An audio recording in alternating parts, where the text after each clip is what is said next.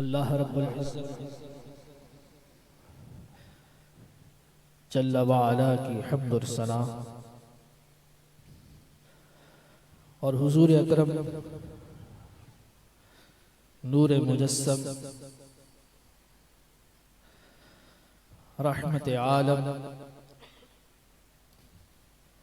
अहमद मुस्तबा जनाब मुहम्मद मुस्तफ़ा ख़ातमुल अंबिया वल मुरसलीन की बारगाह अक़दस में हदिया दुरूद व सलाम अर्ज़ करने के बाद आज की ये महफ़िल मुबारका जनाब मोहतरम अकील साहब की अहलिया मोहतरमा मरहूमा मग़फ़ूरा की चहलम के फातिहा के हवाले से मुनक़्क़िद पज़ीर है। सबसे पहले तो दुआ है अल्लाह रब्बुल इज़्ज़त मरहूमा के दरजात में बुलंदियाँ अता फ़रमाए और रब्बे ज़ुल जलाल इस महफ़िल को उनके लिए ज़ख़ीरे आखिरत और ज़रिए निजात बनाए।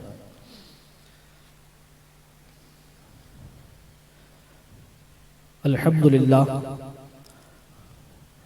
अहले सुन्नत व जमाअत का रोज़े अव्वल से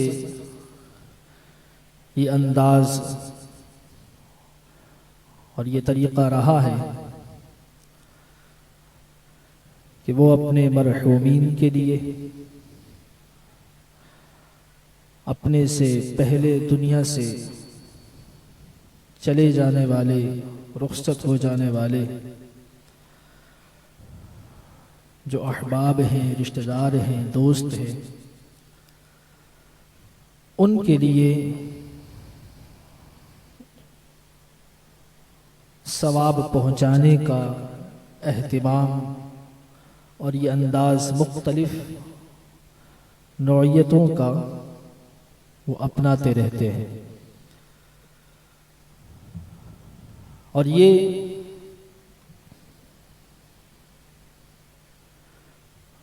कुरान मजीद फुरक़ान हमीद और नबी करीम सल्लल्लाहु ताला अलैहि वसल्लम की अहादीस की तालीमात के पेश नज़र और उसी की रोशनी में इस अमल को किया जाता है।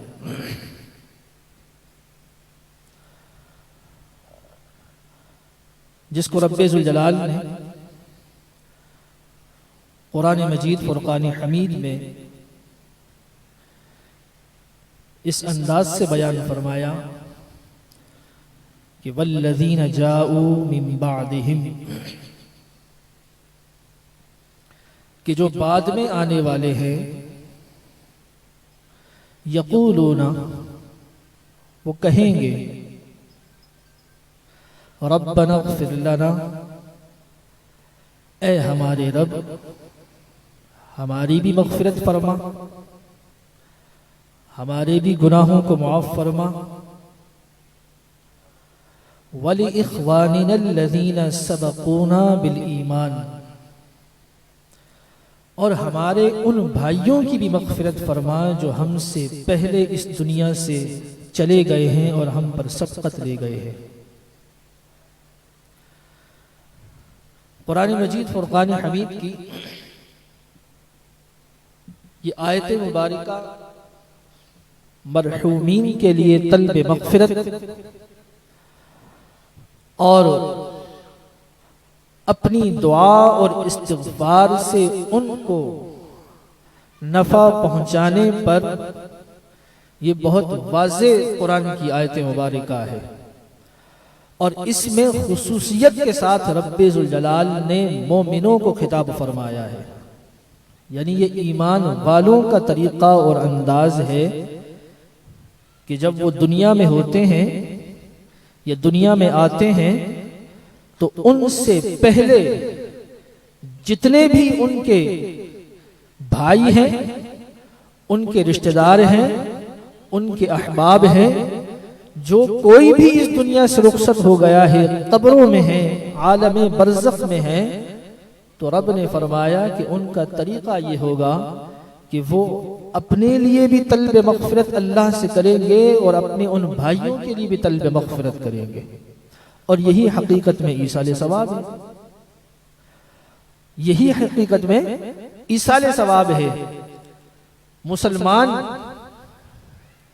अपने मरहूमीन के लिए वो जो भी तरीका अपनाते हैं, चाहे वो नमाज जनाजा हो, नमाज जनाजा के बाद तदफीन पर उसकी फातिहा हो, उनके बाद स्वयं पर उनकी फातिहा हो, 10वें की फातिहा हो, 20वें की फातिहा हो, 40वें की फातिहा हो, सालाना फातिहा हो, इन सब का मकसद वो इसी कुरान मजीद फुरकान हमीद की आयत की ज़िमन में है कि वो अपने मरहूमीन के लिए तलब मग़फ़िरत करते हैं। हर किसी का मकसद यही होता है। आज भी ये जो महफिल मुनक़्क़िद की गई, इसका भी खालिसतन मकसद और मुद्दा यही है कि ये अपनी उन वालिदा मरहूमा मग़फ़ूरा के लिए अल्लाह रब्बुल इज़्ज़त की बारगाह में तलब मग़फ़िरत कर रहे हैं। और अल्लाह रब्बुल इज़्ज़त ने कुरान मजीद फुरकान हमीद में मोमिनीन के इस अंदाज को बयान फरमाया। और ये वालिदैन के हुकूक में से भी ये हुकूक है कि जो औलाद पर हैं अल्लाह ताला ने रखे हैं। सरकार दो आलम सल्लल्लाहु अलैहि वसल्लम से पूछा गया कि या रसूलल्लाह सल्लल्लाहु अलैहि वसल्लम कि क्या वालिदैन के दुनिया से चले जाने के बाद, इंतकाल हो जाने के बाद भी कुछ हुकूक हैं जो बाकी रहते हैं? कि जिंदगी में तो बेशुमार हुकूक है औलाद पर, वालिदैन के, कि जिनको कुरान मजीद फुरकान हमीद ने भी बयान फरमाया है। लेकिन पूछा गया कि क्या इंतकाल के बाद भी कुछ हुकूक बाकी रहते हैं? कि जिंदगी में है उनकी खिदमत करेंगे, जिंदगी में है उनका अदब एहतराम करेंगे, जिंदगी में है उनकी ताज़ीम और तौक़ीर करेंगे, लेकिन इंतकाल के बाद तो ना उनका अदब हो सकता है, ना उनका एहतराम हो सकता है, ना उनकी खिदमत हो सकती है, ना उनकी टांगें दबाई जा सकती हैं, ना उनको खाना खिलाया जा सकता है। तो फरमाया कोई ऐसे हुकूक भी हैं कि जो इंतकाल के बाद भी बाकी रहते हैं औलाद पर। तो सरकार दो आलम सल्लल्लाहु अलैहि वसल्लम ने फरमाया नाम, हाँ, कुछ हुकूक ऐसे हैं कि जो इंतकाल के बाद भी बाकी रहते हैं औलाद पर। फरमाया उनमें पहला हक ये है, फरमाया अस्सलातु अलैहिमा, फरमाया पहला हक ये है कि औलाद अपने वालिदैन के लिए नमाज जनाजा का एहतिमाम करे, नमाज जनाजा का एहतिमाम करे, उसको बहुस्ने खूबी अदा करे। अब इस नमाज जनाजा के अंदर गुस्ल भी आया, कफन भी आया, दफन भी आया, इसलिए कि नमाज जनाजा तभी होगा कि जब मैयत को गुस्ल दिया जाएगा। नमाज जनाजा तभी होगा जब उसको कफन पहनाया जाएगा। तो ये वालिदैन के इंतकाल के बाद उन्हें गुस्ल देना, उनको कफन पहनाना, उनकी नमाज जनाजा अदा करना और अच्छे और अहसन अंदाज से उनकी तदफीन कर देना, ये वालिदैन का हक है औलाद पर कि औलाद इसको अदा करे, इसको पूरा करे। और ये बहुत बड़ी सआदत है। सरकार दो आलम सल्लल्लाहु अलैहि वसल्लम ने इरशाद फरमाया कि अगर कोई शख्स किसी मोमिन की नमाज जनाजा में शिरकत फरमा करता है और फिर उसकी तदफीन करके वापस आता है, तो फरमाया उसके लिए अल्लाह रब्बुल इज़्ज़त की बारगाह से 2 क़िरात अजर है। पूछा गया या रसूलल्लाह सल्लल्लाहु अलैहि वसल्लम, ये 2 क़िरात से क्या मुराद है? 2 क़िरात अजर, इसका क्या मतलब है? फरमाया कि ये 2 क़िरात का मतलब ऐसा है कि जैसे कोई शख्स ओहद पहाड़ जितना सोना और ओहद पहाड़ जितनी चांदी अल्लाह की बारगाह में सदका करे। कितना बड़ा अजर है। यह है एक आम मोमिन मुसलमान की नमाज जनाजा और उसकी तदफीन में शिरकत की अजर, और वालिदैन का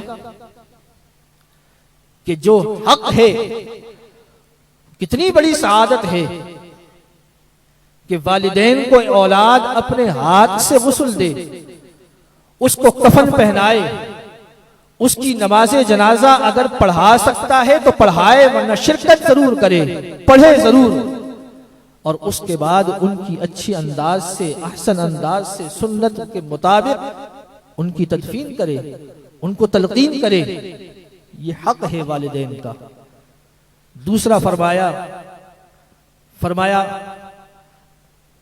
उनके लिए इस्तिग़फ़ार करना। एक तो है नमाज जनाजा, ये भी दुआ है, ये भी इस्तिग़फ़ार है, ये भी तलब मग़फ़िरत है। लेकिन सरकार दो आलम सल्लल्लाहु अलैहि वसल्लम ने नमाज जनाजा के बाद वालिदैन के लिए खुसूसियत के साथ इस्तिग़फ़ार की तालीम इरशाद फरमाई। इसलिए कि नमाज जनाजा होता है एक ही मर्तबा,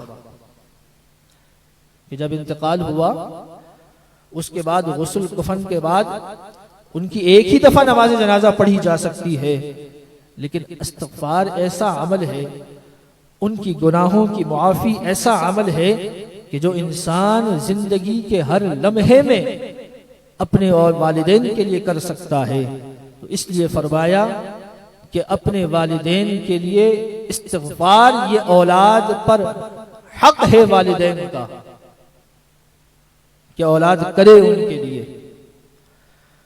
फिर फरमाया कि तीसरा हक ये है कि वो अपने वालिदैन के जो दोस्त हैं, इकरामु सदीक़िहिमा, फरमाया कि अपने वालिदैन के जो दोस्त हैं, अहबाब हैं, जिनसे वालिदैन दुनिया में मिलना पसंद करते थे, उनसे मिलकर खुश होते थे, उनके साथ वो वक्त गुजारते थे, उनसे मिलकर वो सुकून और राहत उनको नसीब होती थी। तो फरमाया ऐसे अपने वालिदैन के ऐसे दोस्तों का एहतराम करना, अदब करना, ये भी औलाद पर फर्ज है, लाजिम है कि वो अपने वालिदैन की दोस्तों का एहतराम करे, अदब करे। इसलिए कि जब आप उनका एहतराम करेंगे, अदब करेंगे, तो कब्र में वालिदैन खुश होंगे।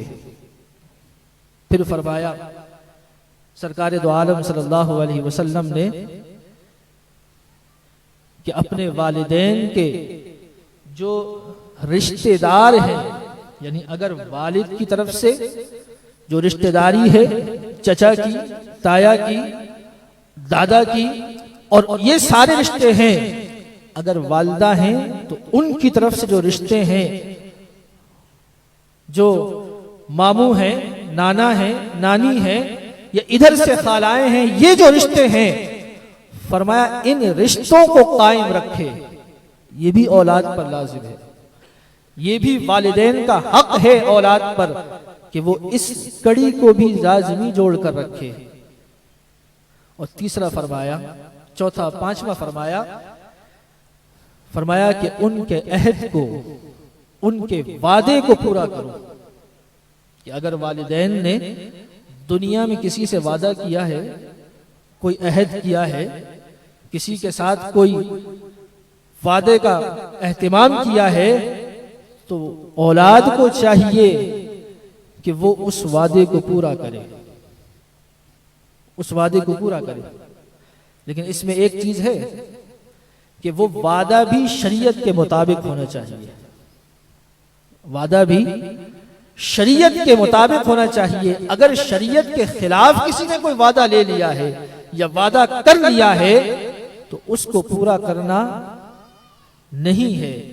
मिसाल के तौर पर अगर कोई वालिदैन, क्योंकि जाहिर बात है इंसान है, नाचाकी होती रहती है खानदानों में, घरों में, नाचाकी होती है। अगर कोई शख्स ये अहद कर ले कि मैं अपने फलां अजीज से, फलां रिश्तेदार से जिंदगी भर नहीं मिलूंगा, जिंदगी भर उससे ताल्लुक कायम नहीं करूंगा, तो उसका ये अहद, ये वादा जो है ये तो सरी खिलाफ है शरीयत मुतहरा के। और फिर उस वादे में अगर वो अपनी औलाद को भी शामिल कर लेता है कि मैं जब तक जिंदा हूं मैं उनसे नहीं मिलूंगा और मेरे मरने के बाद तुम भी उनसे नहीं मिलोगे, तो ये वो अहद है, वो वादा है वालिदैन की तरफ से कि जो शरीयत के मुखालिफ है। इसलिए कि अकरबा परवरी, रिश्तेदारी, रिश्तों को जोड़ना रब्बे जुल जलाल ने तो इसका कुरान में हुक्म दिया है। और सरकार दो आलम सल्लल्लाहु अलैहि वसल्लम ने अहादीस तय्यबा के अंदर यह फरमाया कि जो अपने किसी मुसलमान भाई से 3 दिन से ज्यादा कता ताल्लुक करता है, तो फरमाया वो कि वो मुझसे नहीं है, तो इस पर तो वईद है। तो इसलिए उलमा फरमाते हैं कि वो वादा कि जो शरीयत के खिलाफ ना हो, शरीयत के मुताबिक हो, उस वादे को औलाद पूरा करे। ये वालिदैन के हुकूक है, ये वालिदैन का हक है कि जो औलाद पर है इंतकाल के बाद भी कि उनकी नमाज जनाजा अदा करे, उनके लिए इस्तिग़फ़ार करे, तलब मग़फ़िरत करे, उनके लिए अल्लाह रब्बुल इज़्ज़त की बारगाह में ईसाले सवाब करे, उनको नफा पहुंचाने का कोई एहतिमाम करे, उनके लिए जो उनके रिश्तेदार हैं, दोस्त हैं, अहबाब हैं, उनके साथ हुस्ने सलूक करे। सरकार दो आलम सल्लल्लाहु अलैहि वसल्लम का अपना अमल मुबारक मिशकात शरीफ की हदीस है कि हुजूर अलैहिस्सलातु वस्सलाम हज़रत आयशा उम्मुल मोमिनीन फरमाती हैं कि जब हज़रत खतीजतुल कुबरा रज़ियल्लाहु ताला अन्हा का यौम विसाल आया तो सरकार दो आलम सल्लल्लाहु अलैहि वसल्लम ने बकरी ज़बह फरमाई। हज़रत खतीजा हुजूर की पहली ज़ौजा मोहतरमा। हज़रत आयशा फरमाती हैं हुजूर ने उनके यौम विसाल पर बकरी ज़बह फरमाई और उसका गोश्त हज़रत खतीजतुल कुबरा रज़ियल्लाहु ताला अन्हा की सहेलियों के घर भेजा, उनकी सहेलियों के यहाँ भेजा, इसलिए कि ये तोहफा जब उनकी सहेलियों को पहुंचेगा कब्र में हज़रत खतीजतुल कुबरा रज़ियल्लाहु ताला अन्हा को खुशी और राहत नसीब होगी। तो इसमें ईसाले सवाब भी है, इसमें मरहूमीन की तरफ से सदका भी है, इसमें अकरबा परवरी भी है और इसमें अपने मरहूमीन के जो ताल्लुकदार हैं उनके साथ हुस्ने सलूक भी है। ये सारे हुकूक हैं। और फिर सरकार दो आलम सल्लल्लाहु अलैहि वसल्लम ने जो औलाद को तालीम इरशाद फरमाई वालिदैन के हवाले से, आजकल जमाना बहुत मुख्तलिफ है, जमाना बहुत मुख्तलिफ, फितरों का जमाना है। फितने कदम कदम पर आपके जो है वो राह में रुकावट नजर आते हैं। कोई कहां खींचता है, कोई कहां खींचता है, कोई कुछ बोलता है, कोई कुछ बोलता है। अब इंसान एक जो मालूमात नहीं रखता तो वो परेशान हो जाता है। वो किसी को देखता है कहते हुए तो वो अगला भी कहता है कि कुरान पढ़ के सुना रहा हूं, हदीस पढ़ के सुना रहा हूं, तो अगला भी कहता है या वाकई ये कुरान पढ़ रहा है तो सही बोल रहा होगा, ये हुजूर की हदीस पढ़ रहा है तो ये वाकई सही बोल रहा हो, भले उसका कोई और अपना जाती मफहूम वो क्यों ना बयान कर रहा हो। तो इसलिए लोग अजीब अजीब मामलात सरकार दो आलम सल्लल्लाहु अलैहि वसल्लम ने औलाद के लिए इरशाद फरमाया और ये औलाद का इसमें बहुत बड़ा नफा भी है, दुनिया के लिहाज से भी और आखिरत के लिहाज से भी। इसलिए कि इंसान हरीस होता है ना, उसको हिर्स होती है कि उसको दुनिया अच्छी मिल जाए, उसका कारोबार अच्छा हो जाए, उसका रोजगार अच्छा हो जाए, उसकी इज्जत में इजाफा हो जाए, उसकी सेहत में इजाफा हो जाए, उसकी उम्र में इजाफा हो जाए। यही सब कुछ तो दुनिया में कामयाबी के लिए लोग इसी की तगोदो करते हैं, इसी के लिए हरीस होते हैं, इसी की कोशिश करते हैं। सरकार दो आलम सल्लल्लाहु अलैहि वसल्लम के एक फरमान के अंदर इंसान मोमिन मुसलमान के लिए सब कुछ मौजूद है। हज़रत अबू हुरैरा रज़ियल्लाहु ताला अन्हु फरमाते हैं कि सरकार दो आलम सल्लल्लाहु अलैहि वसल्लम ने फरमाया कि जो शख्स अपने वालिदैन के लिए दुआ करना बंद कर देता है, अल्लाह ताला उस पर रोजी के दरवाजे बंद कर देता है, उस पर रोजी के दरवाजे बंद हो जाते हैं। अब आजकल हमारे यहाँ ये बहुत वसी मसला है, यानी यूं समझे कि हर तीसरे आदमी का यही मामला है। या तो नौकरी नहीं है, नौकरी है तो बरकत नहीं है, या तो कारोबार नहीं है, कारोबार है तो चल नहीं रहा। यही मसले मसाइल हैं, या तो सेहत नहीं है, या परेशानी है, या डिप्रेशन है। यही सब मामलात हैं। सरकार दो आलम सल्लल्लाहु अलैहि वसल्लम ने फरमाया कि जिसने अपने वालिदैन के लिए दुआ बंद कर दी, उसकी रोजी से बरकत उठा ली जाती है, रोजी के दरवाजे बंद कर दिए जाते हैं। और फरमाया कि जो अपने वालिदैन के लिए दुआ मांगता है, तलबे मग़फ़िरत करता है। अच्छा, इसमें कोई इस बात की तख़सीस नहीं है कि वो इंतकाल कर गए तभी दुआ मांगनी है। ये नहीं है कि वो दुनिया से जाएंगे तभी दुआ मांगनी है ना।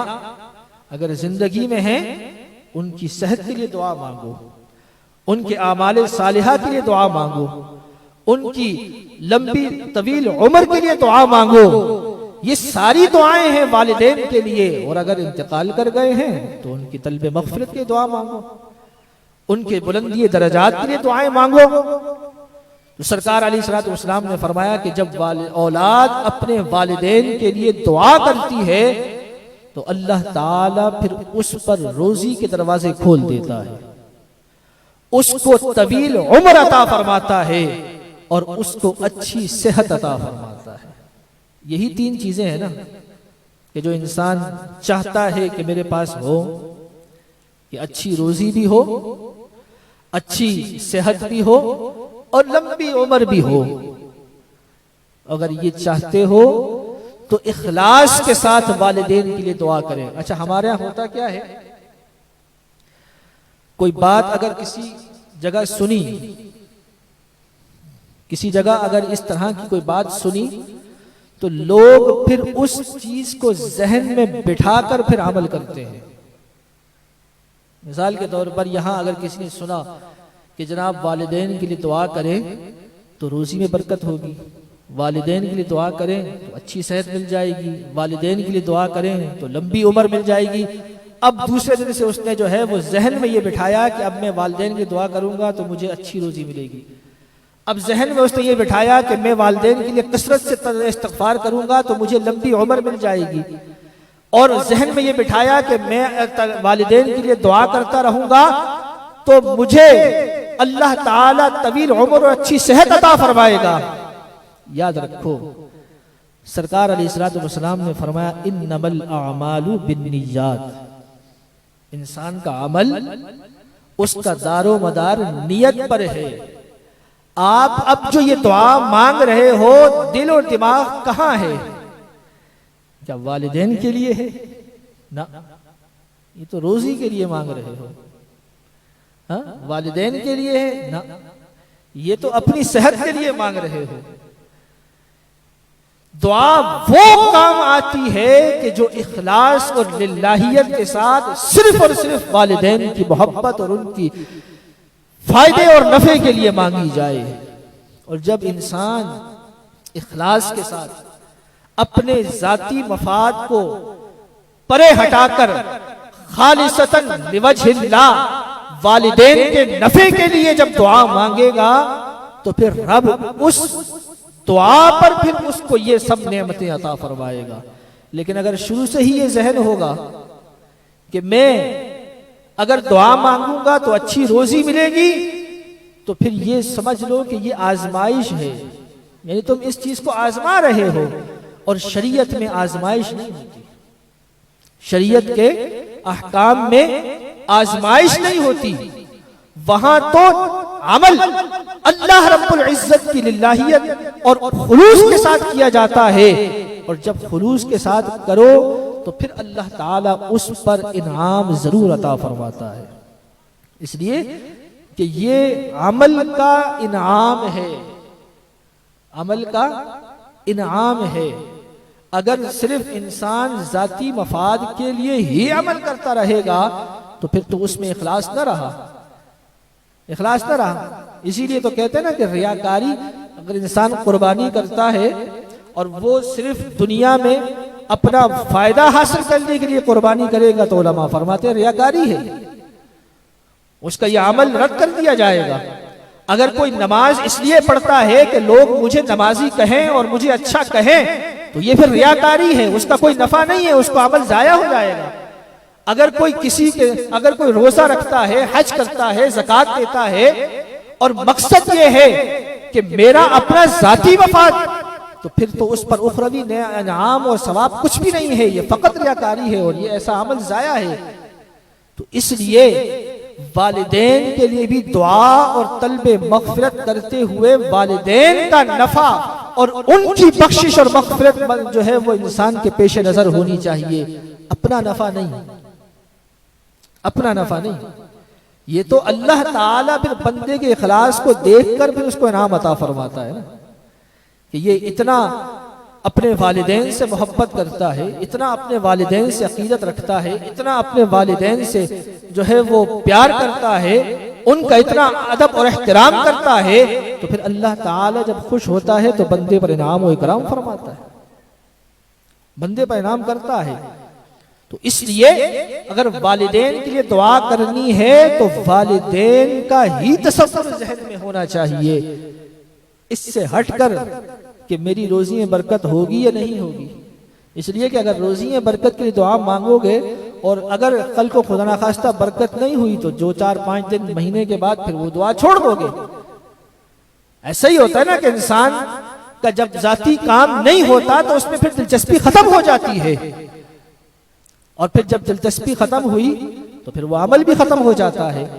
तो इसलिए अमल इखलास के साथ हो और वालिदैन के नफे के लिए हो कि उनको कब्र में राहत नसीब हो, कब्र में उनको सुकून मिले, अल्लाह रब्बुल इज्जत की बारगाह में उनके दर्जात बुलंद हो, इसलिए उनके लिए ये अमल किया जाए। और फिर कई अहादीस मुबारक सरकार दो आलम सल्लल्लाहु अलैहि वसल्लम ने फरमाया कि अगर कोई वालिदैन इस हाल में इंतकाल कर गए कि वो अपनी औलाद से नाखुश थे, औलाद से नाखुश थे, औलाद नाफरमान थी, औलाद फर्मा बरदार नहीं थी, वालिदैन दुनिया से इस हाल में गए कि वो औलाद से नाखुश थे, तो सरकार दो आलम सल्लल्लाहु अलैहि वसल्लम ने फरमाया कि ऐसी औलाद को चाहिए कि वो कसरत के साथ अपने वालिदैन के लिए इस्तिग़फ़ार करे। फरमाया उसका फायदा क्या होगा? फरमाया उसका फायदा ये होगा कि जब मैदान महशर में वो अल्लाह की बारगाह में हाजिर होगा तो उसका नाम वालिदैन के फर्मा बरदारों में लिखा हुआ होगा। तो वो सवाल करेगा कि ए बारे इलाह, मेरे वालिदैन तो दुनिया से इस हाल में गए थे कि वो मुझसे नाराज थे, मुझसे नाराज थे मेरी नाफरमानी की वजह से। इसलिए कि वहां तो कोई हीला बहाना चल नहीं सकता ना, वहां तो बंदा सच सच बोलेगा, वहां तो ये नहीं कह सकता कि अच्छा हुआ यार मेरा जो है ना अच्छों में नाम आ गया, जान छूटी। वहां तो बंदा पूछेगा, तजस्सुस होगा, सवाल करेगा रब से कि मैं तो इतना नाफरमान था, मेरा तो हाल ये था कि वालिदैन दुनिया से गए तो मुझसे नाराज थे, आज मेरा नाम ये फर्मा बरदारों में कैसे आ गया? तो अल्लाह रब्बुल इज्जत फरमाएगा कि तूने जो अपने वालिदैन के लिए कसरत से इस्तिग़फ़ार किया उसकी बरकत और रहमत से मैंने तुझे फर्मा बरदारों में लिख दिया है। अब ये भी अमल है, इंसान अपने वालिदैन के लिए, उनके नफे के लिए, उनकी सुकून और राहत के लिए खालिसतन इखलास के साथ कल्ब मग़फ़िरत करे, इस्तिग़फ़ार करे कसरत के साथ, तो यकीनन अल्लाह ताला अपनी रहमत से उसको ये इनाम जरूर अता फरमाएगा, जरूर अता फरमाएगा। सरकार दो आलम सल्लल्लाहु अलैहि वसल्लम के सहाबी हज़रत अबू हुरैरा रज़ियल्लाहु ताला अन्हु रिवायत करते हैं कि सरकार दो आलम सल्लल्लाहु अलैहि वसल्लम ने इरशाद फरमाया कि मन ज़ारा क़ब्र अबवैहि, फरमाया कि जिस किसी ने भी अपने वालिदैन की कब्र की ज़ियारत की, अपने वालिदैन की कब्र की ज़ियारत। अब आज तो ज़माने में लोग कहते हैं कि जनाब कब्रों पर जाना ही जायज़ नहीं है, हाँ, कब्रों पर जाना ही मना है। लेकिन सरकार दो आलम सल्लल्लाहु अलैहि वसल्लम तो फरमा रहे हैं कि मन ज़ारा क़ब्र अबवैहि, कि जिसने अपने वालिदैन की कब्र की ज़ियारत की, या माँ या बाप दोनों की, या अहदुहुमा उन दोनों में से किसी एक की है। अगर किसी के दोनों माँ और बाप दोनों इंतकाल कर गए हैं, उन्होंने दोनों की ज़ियारत की, या अगर सिर्फ वालिदा का इंतकाल हुआ है या सिर्फ वालिद का इंतकाल हुआ है, उनमें से किसी एक की अगर उसने की है, तो फरमाया जब वो अपने वालिदैन में से दोनों की या किसी एक की कब्र की ज़ियारत करता है, फी कुल्ली यौमिल जुमा, हर जुमे के दिन। अब यहां तो सरकार दो आलम सल्लल्लाहु अलैहि वसल्लम ने जुमे की खासियत भी बयान फरमाई, खास तौर पर जुमे के दिन को खास फरमाया। वैसे तो हर रोज किसी भी वक्त इंसान वालिदैन की कब्र की ज़ियारत कर सकता है, लेकिन ये भी जुमे के दिन की फजीलत है। फरमाया कि जिसने हर जुमे को अपने वालिदैन या उन दोनों में से किसी एक की कब्र की ज़ियारत की, तो रब्बे जुल जलाल फरमाया उसकी मग़फ़िरत फरमा देता है, उसके गुनाहों को बख्श देता है और उसे वालिदैन के फर्माबरदारों में लिख देता है। अब अंदाजा करो कि जो ये कहते हैं कि जनाबे वाला ये कब्रों वाले क्या देते हैं या क्या दे सकते हैं, है ना, एतराज होता है कि कब्रों पर क्यों जाते हो, ये क्या देते हैं और क्या दे सकते हैं। अब इस हदीस पाक में किसी वली कामिल का तस्करा नहीं है, किसी गौस का, किसी कुतुब का, किसी बड़े औलियाए कामिलीन में से किसी का जिक्र नहीं है, बल्कि फकत एक माँ का या एक बाप का है।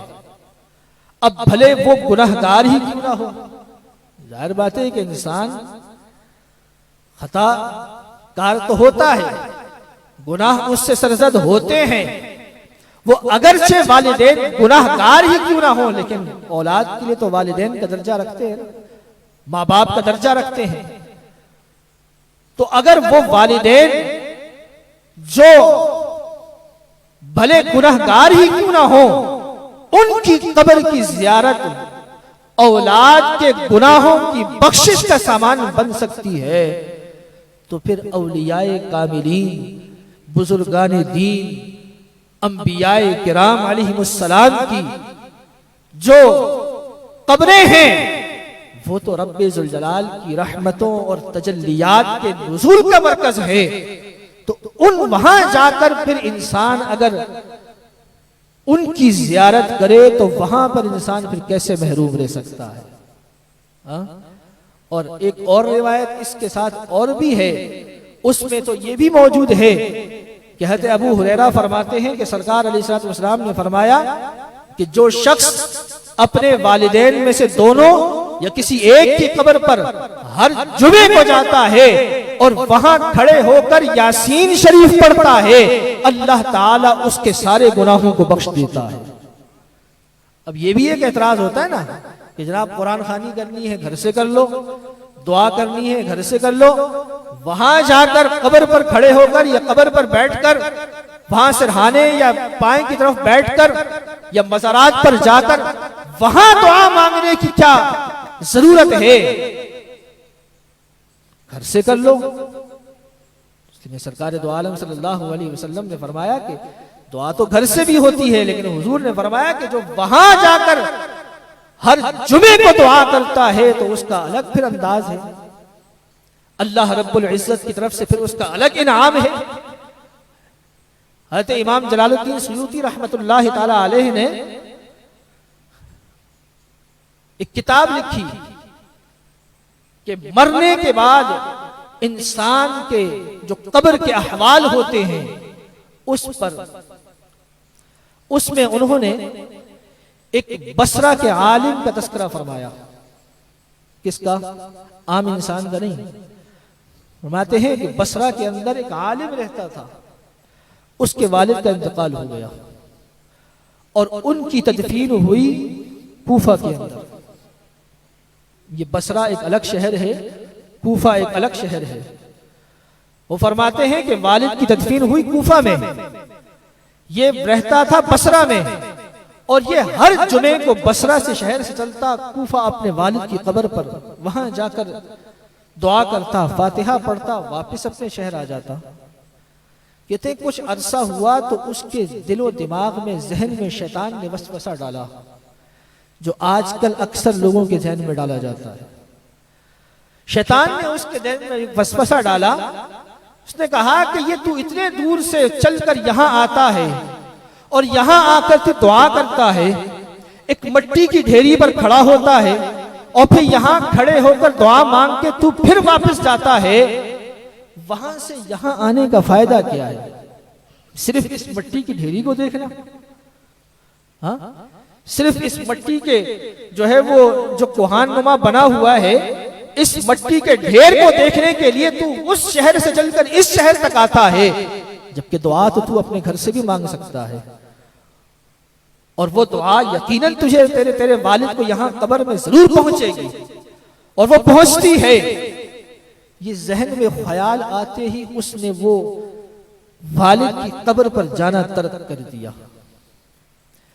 इमाम सुयूती फरमाते हैं कि जब कुछ अरसा हुआ और उसने हर जुमे को अपने घर से ही वालिद के लिए फातिहा और दुआ शुरू कर दी, कब्र पर नहीं गया।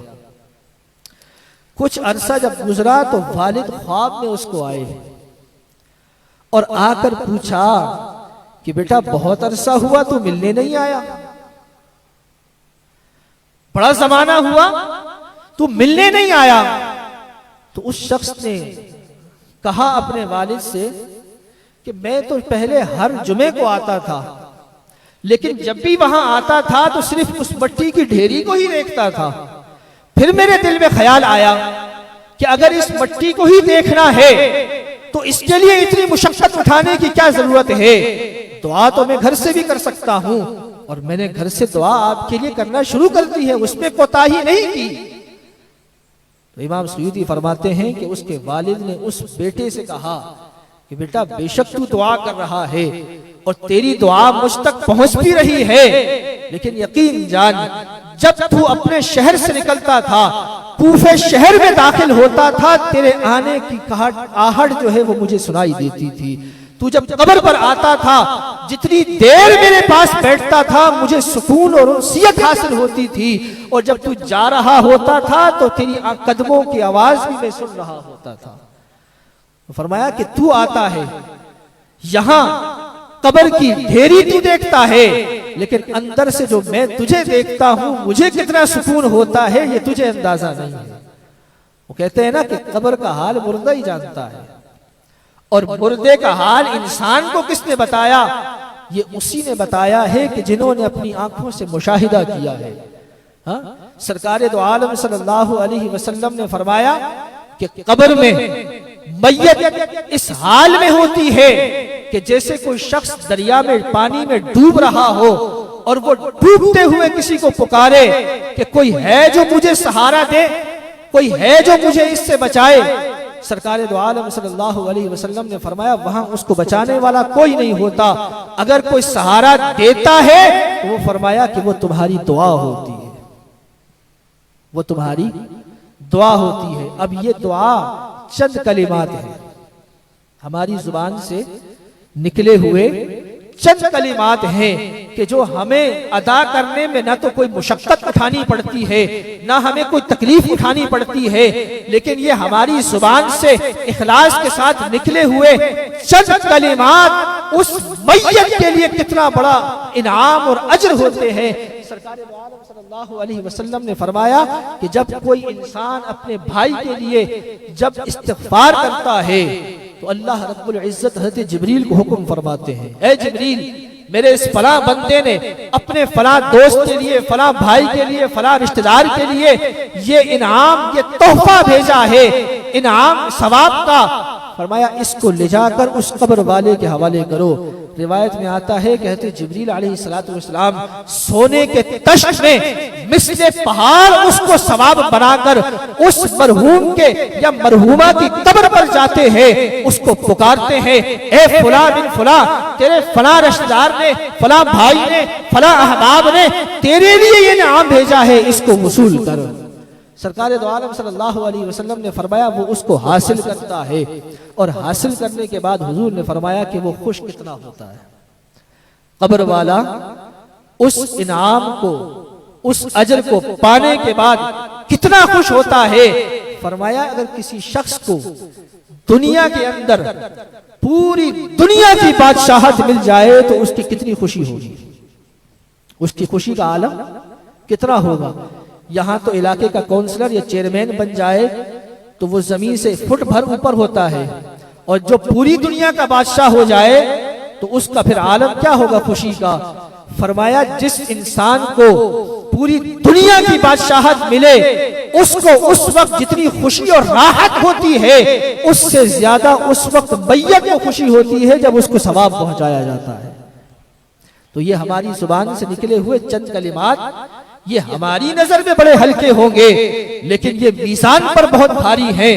ये आमाल के लिहाज से, अज्र और सवाब के लिहाज से बड़े वज़नी हैं, और ये मैयत को मिस्ले पहाड़ बनाकर अज्र और सवाब की सूरत में अता किए जाते हैं। तो ये इंसान को इस पर दवाम रखना चाहिए, इस पर इस्तिकामत रखनी चाहिए, और फकत सिर्फ एक दो नहीं। सरकार दो आलम सल्लल्लाहु अलैहि वसल्लम ने फरमाया कि इंसान को चाहिए कि वो जब भी कोई नफली अमल करे, चाहे कोई नफली सदका करे, नफली कुर्बानी करे, नफली रोजा रखे, नफली नमाज पढ़े, नफली खैरात करे, कोई भी नफली अमल करे, हुजूर ने फरमाया कि वो इंसान उस नफली इबादत को वालिदैन की तरफ से करे।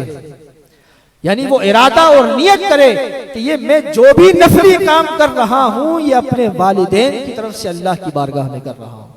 उसका फायदा क्या होगा। सरकार दो आलम सल्लल्लाहु अलैहि वसल्लम ने फरमाया कि जितना अजर इस अमल करने वाले को मिलेगा उतना ही अजर उसके वालिदैन को मिलेगा, और फरमाया कि इसके अमल से एक रत्ती बराबर भी कमी नहीं होगी, कोई कमी नहीं होगी।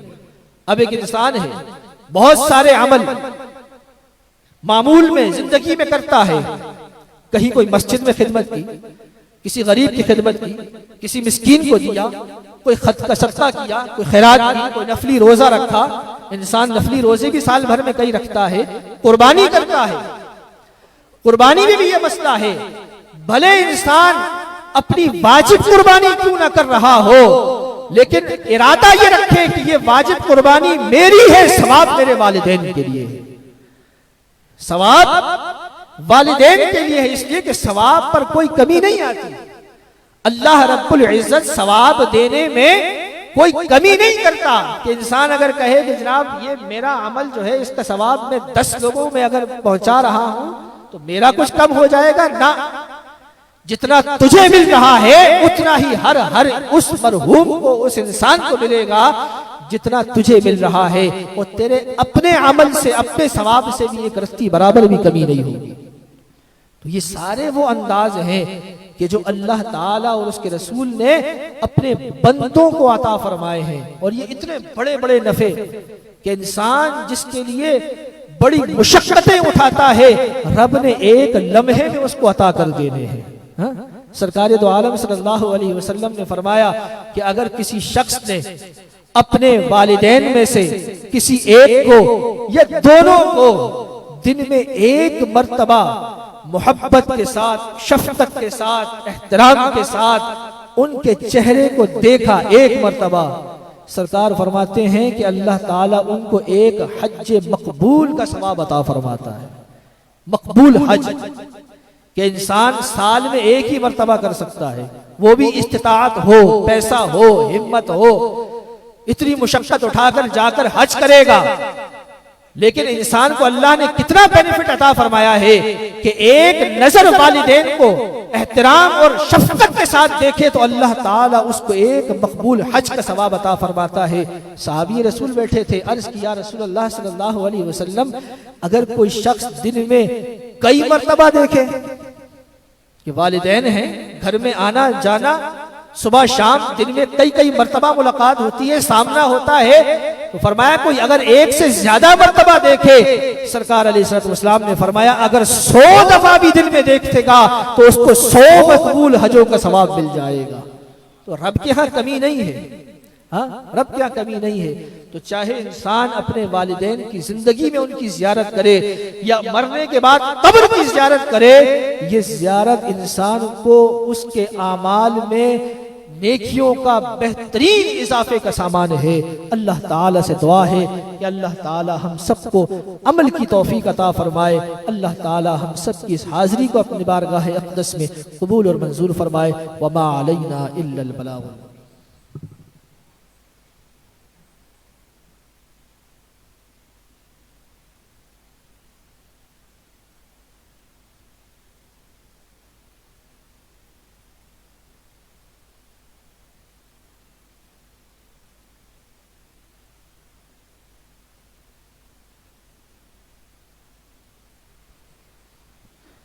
सल्लल्लाहु अलैका या रसूलल्लाह वसल्लम अलैका या हबीबल्लाह।